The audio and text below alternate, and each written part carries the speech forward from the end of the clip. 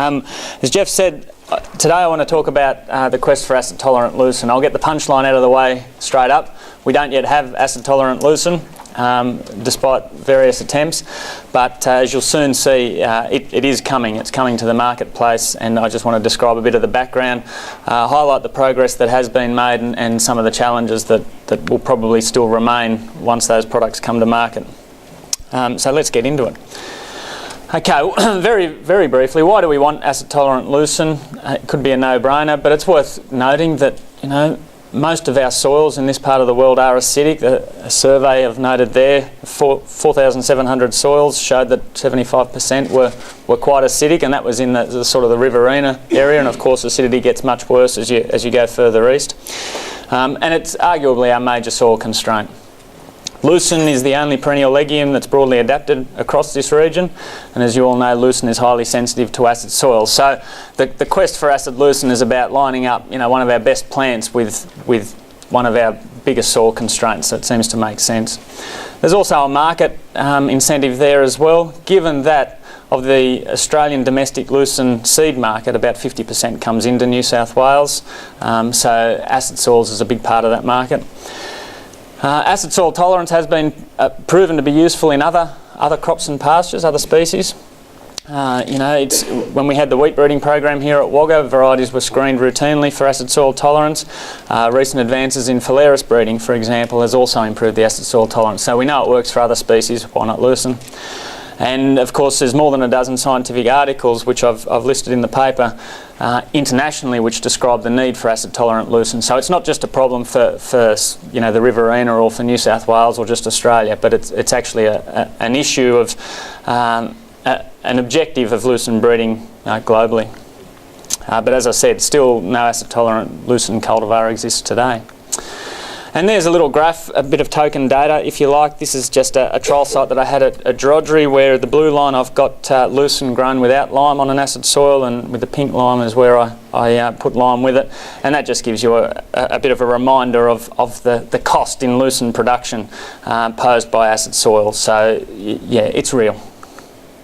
All right, so let's go through some of the challenges in developing acid soil tolerance. Acid soil is a slippery little monster. It's difficult to pin down. One of the problems with it, it's highly variable. So Mark Conyers showed that there's up to a 1.5 pH unit difference within 1 square metre of soil. So in other words, there's as much variability within this small area of soil than across a whole paddock. And acid soils ain't just acid soils. There's a range of acid soil related factors that can combine to inhibit productivity. And acid is a proton donor. The most fundamental proton donor is a hydrogen ion. So hydrogen ion toxicity is a problem, which lowers pH. But acidity can be more than just a low pH. It can be aluminium toxicity, it can be manganese toxicity, it can be changes in nutrient availability. So MO deficiency is one example. Phosphate deficiency, particularly if there's a tie-up with aluminium. So all of these combinations can exist. All these factors can exist, and they can exist in combination, which means that one acid soil environment can be vastly different to another acid soil environment. And of course then there's other factors too which complicate the issue further, which affect plant growth. So you might have a plant growing in a particularly acid environment, but it's just in a lower little part of the landscape, so it's got availability to more water, which means it can survive despite it being so acid. So there's a whole range of factors that interact in the field which make chasing acid soil, particularly plant breeding and evaluation on acid soil, very challenging. Things that are a bit more focused on or specific to lucerne. We're starting off a low base when we're talking about acid soil tolerance in lucerne. This study from North America back in the 70s estimated that aluminium tolerance existed in only 2% of a lucerne population. So you know from your breeding experience that you've got a very high cull rate if you're trying to select for lucerne that's tolerant of aluminium toxicity. And of course, there's a range of factors that lucerne is sensitive to. So it's sensitive to aluminium, it's also sensitive to manganese. So you're not only chasing very small numbers within a population, but you're selecting for multiple traits. Look at the lucerne genetics. Lucerne is an autotetraploid, and like you, I don't know what that means. But essentially, what it amounts to is that it's an obligate outcrosser. Okay, so it can't it can self-pollinate, but it happens so rarely that we can assume that it doesn't self-pollinate. So you need to cross one individual with another. And that's in contrast to a wheat breeding program, for example, where the wheat breeder finds one plant. Well, he can nail it. He can get those traits in then to the population. With lucerne, it's a little bit different. And in this regard, you people would understand if you likened it to a sheep breeding enterprise, because it's a similar sort of thing. You know, you've got to cross two animals. There's no self-pollinators in the sheep population. And no comment on that in regards to the human population, but in a sheep population there is no outcrosses, and so you do need a large number of individuals. And because if you don't select a large number of individuals, then you're at risk of inbreeding suppression. So you've got to be able to have a broad population based in your selection. And of course that just means the rate of genetic progress is slow. Lucerne is also a legume. That's a photo of lucerne there, and that's a chicory root, just for comparison, for the fun of it. Looks like a parsnip. That's why the rabbits dig it up in a drought. But lucerne is a legume, which means that it also needs root nodule bacteria, so Rhizobia, in order to fix atmospheric nitrogen. And therefore what you need is not only an acid-tolerant plant to survive in that environment, you need an acid-tolerant Rhizobia to also survive in that environment, and you need the elite plant and then the elite Rhizobia to be compatible. So that complicates your selection process even further. So why does an acid-tolerant lucerne exist? Well, because it's hard. There's a range of acid soil factors to consider. There's sensitivity. Lucerne has sensitivity to multiple acid soil factors. We're starting from a very low base on a range of those traits. We need to select a large number of elite individuals to develop a robust population. We need to consider the Rhizobia. We need to ensure that the elite Rhizobia is compatible. And all of this in the context where sort of public plant breeding programs are not fashionable. So essentially we've now passed this massive task over to the private sector in order to finish off. All right, so in terms of the recent Australian research on the topic, Australian scientists will have been involved in it for many decades, but the most recent push started back in probably 2003 or 2004. And Brendan Scott developed a solution screening process where he could, in this bath, put several hundred lucerne seedlings for 5 days or a very short period of time. He could apply a pulse of aluminium through the solution to all those seedlings, and then he could go back and select seedlings where there's been evidence of root growth. This solution screening process got around a number of things. It got around the infield variability, which I spoke about earlier, which had hampered sort of previous attempts in North America. But it also allowed us to play the numbers game. It allowed us to get a lot of plants through, several hundred this week, and then turn around and do it again next week. So that was a major advance, I think. And there we go. They're the ones that are tolerant, and the seedlings that were sensitive that wouldn't have been selected. And remember, this is just for aluminium toxicity. So Brendan developed graphs that look like that. And this isn't your eyes. That is not a clear slide, and I'm sorry about that. But just to explain it, what we're looking at there, along the x-axis we've got root length. On the y-axis we're talking about the percentage of the population that have a nominated root length, equal to or greater than whatever. So of course, the further along we go, the longer the root length goes, the less number of population, the lower the percentage of the population that has a root length that great. Now if you just look at the red line, what we're looking at here, we've got 4 curves, which is 4 populations. Well, in fact, it's 3 populations. This guy here is the control population where no aluminium is applied, so that's your upper limit, if you like. This population is the same population that has been subjected to high aluminium, and these 2 populations are selections. So this one here is a selection from the control population. This one here is the next generation again. And what we're saying with the red dotted line, we're saying that 80% of this population has a root length greater than, say, 2 millimetres. Okay? If you look at the green line and the control population again, we're saying that perhaps 2 or 3% of the the control population has a root length greater than 13 millimetres or thereabouts. Now if you compare that with the cycle 2, so the second generation selection out of that population, what we're saying is that we've increased the proportion of the population from 3% up to 30% has a root length that great. So what he was able to demonstrate was an incremental increase in seedling root growth, which we assume to be acid soil tolerance. And then he was able to show that out of a number of contrasting lucerne populations, whether it was Aurora lucerne or UQL lucerne or whatever. But then of course you don't grow lucerne in hydroponics, so we had to then determine that, well, there was benefit when those benefits in hydroponic solution were conferred to soil. And this is where I became involved in the research, and this is Brendan here, measuring seedling root length. And we devised a screening system where we could still get rid of a lot of the confounding factors that you find in the field, but observe seedling root growth in soil. So this was a soil that we collected from Binaway. We were able to homogenise it, so that got rid of the variability.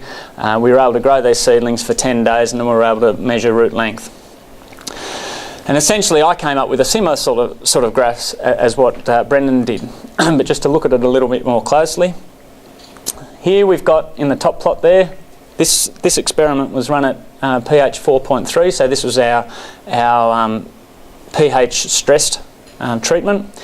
And what we found is we had indeed similar again, same graph, root length here, proportion of population here, and from the control we had an improvement in seedling root growth in soil in some of our populations. However, what we also found when we ran it at 5.2, so this is our unstressed control, if you like, this is where the seedlings were not constrained by pH, we found that some of the populations actually had enhanced root growth. And so what we put that down to was, in fact, yes, while some of the populations that were selected in hydroponics were tolerant of aluminium toxicity, some of the others were just selected because of increased seedling vigour. And you could see in that seedling, in that photo of the seedlings, how that error can be made. So we were able to determine that yes, benefits shown in hydroponic solution were conferred to soil, but not necessarily in all populations selected in hydroponic solution. So that was a good finding.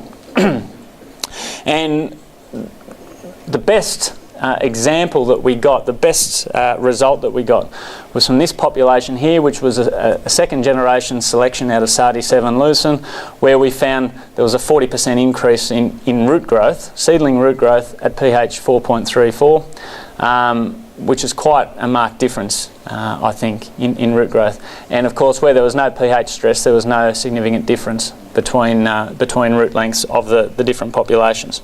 So yes, we can be confident that there was aluminium tolerance conferred in these elite populations. Then we moved on to the Rhizobia. So this really was a novel part of the research. People had tried selecting for aluminium tolerance. No one had attempted the Rhizobia before. And so the theory here was to say, well, okay, we could select a lucerne plant and put it on more acid soil, but if it can't fix nitrogen, well, it's probably not going to do any good anyway. So we need to take the bug with it. We need to take the Rhizobia with it. So in 2007, along with colleagues from the South Australian department, came with me and we did a collection mission around southern New South Wales. We collected soils from all the old lucerne paddocks we could find on the most acid soils that we could find them. So paddocks where lucerne had been there for 15 years or thereabouts. The guys in South Australia took those soils back, isolated Rhizobia, lucerne Rhizobia out of those soils, and were able to isolate over 220 strains of lucerne Rhizobia from that collection mission. They put that through a hydroponic screen in order to shortlist it. We obviously couldn't take 227 different strains out into the field and test them all, so we wanted to shortlist them. We shortlisted them by using the hydroponic screens, and then progressed probably about 10 strains to field evaluation. Most of that field evaluation took place in Victoria and South Australia. We did some of the early work here at sites such as Cootamundra and Drogery. And this is the sort of data that the guys in South Australia came up with. This comes courtesy of Ross Ballard in Adelaide. But here what we've got, this is Rhizobia, different Rhizobia strains grown in hydroponic solution at pH 4.8, and we've got our nil Rhizobia control here, which of course has no plants with nodules, which is what we would hope to expect. RRI 128, that's the current commercial strain of Rhizobia, so when you go and inoculate your seed, you're inoculating it with that strain of Rhizobia. That's the control, and some of these other strains which we collected from our collection mission in New South Wales proved to be superior. This is just one example of data, and I haven't got time to go through it all. But the important point is that the team has decided to recommend to commercialise that strain of Rhizobia, Sardi 736, which happened to be collected from Book, New South Wales, which is quite local to here. So in the next few years we will have a new strain of lucerne Rhizobia coming out, which I think that 2015 was the whisper, but don't bank on it until it's here. So in terms of progress to date, we developed Brendan did, developed a methodology for mass recurrent selection of seedlings in high aluminium solution culture. We demonstrated that that conferred up to a 40% increase in taproot growth at pH 4.3 when grown in soil. We've selected a replacement Rhizobia strain for lucerne adapted for acid soils. And the team in South Australia have made further plant selections to develop an elite lucerne Rhizobia combo, so that they've gone and done further selections on the plants to make sure that they nodulate well with the new Rhizobia. Now that, I've put that in red because I have no data to support that. I know that that's what their goal was, but that's obviously a commercial enterprise, and I haven't seen data to say that they've achieved that. But I'm assured that there's no shysters in the seed industry, so I'm sure that will happen. Okay, challenges ahead, and there is a couple. Manganese toxicity is one that I think is a challenge, and particularly in this part of the world. As yet, there's been no selection for manganese toxicity in the elite acid-tolerant lucerne varieties, although previous studies have demonstrated that it can be done. We know it can be done, we just haven't done it yet. Probably because there's been other things to do. Populations selected for enhanced growth under aluminium are not likely to be also tolerant of manganese. We don't know that, but it'd be pretty lucky if the plants that we selected for aluminium were also tolerant to manganese. This is just a study that I did. We don't know how widespread manganese toxicity is in our soils, but I think we can get, given that we had to go all the way to Binnaway to get a soil for our aluminium screening so that we didn't have too much manganese, I think it's going to be fairly safe to say manganese toxicity is fairly widespread in this part of the world. This is just a study I did from two sites, a Binalong site where I was measuring changes in manganese, so toxic concentrations of manganese, if you like, in lucerne herbage over 12 months. So I had my Binalong site, and then this line here is the Drodgery site, and at those two sites I found that, you know, almost all the time concentrations of manganese in lucerne herbage was above the critical threshold, so it could be expected to be limiting lucerne growth. I don't know of any survey that's sort of tried to estimate how widespread this problem would be, but yeah, it's something that each of us would want to look at in our own backyards, I think. It's likely to be a problem.